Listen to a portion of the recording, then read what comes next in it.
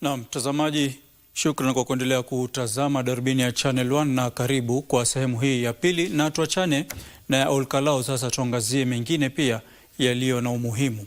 Na Naibu Rais Profesa Kithure Kindiki ametoa wito kwa viongozi wa kisiasa kuweka kando siasa za mapema za urithi na kuzingatia kutekeleza ajenda ya maendeleo ya serikali. Akizungumza baada ya mkutano wa mashauriano na viongozi wa kaunti ya Nandi, Naibu Rais alisema serikali ya Kenya Kwanza imejitolea kutimiza ahadi zake kwa wananchi kabla ya uchaguzi mkuu wa mwaka ujao.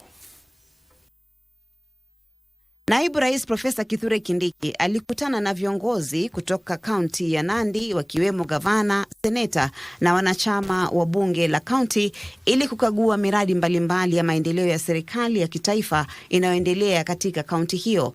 Profesa Kindiki alitahadharisha dhidi ya kampeni za kisiasa za mapema, akisema kipaumbele cha serikali ni kuharakisha maendeleo, kuboresha utoaji wa huduma na kuhakikisha miradi inakamilika kwa wakati kwa manufaa ya Wakenya.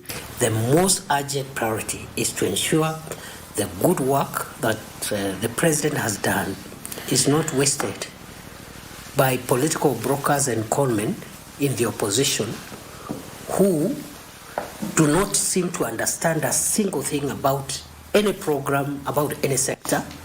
Mkutano huo ulitathmini utekelezaji wa mipango muhimu ya maendeleo, huku viongozi wakikubaliana kuhusu hatua za kuimarisha usimamizi, kuharakisha miradi iliyokwama na kuhakikisha wanakandarasi wanatekeleza majukumu yao ipasavyo. There are a number of projects that require a bit of unlocking so that they can be accelerated.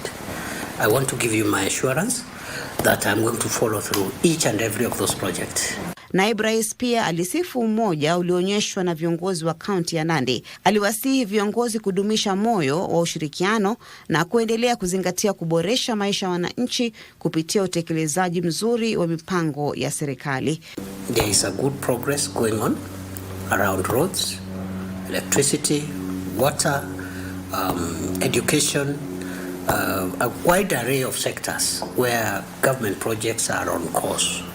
Maria Ambo nikiripotia Darubini Channel 1.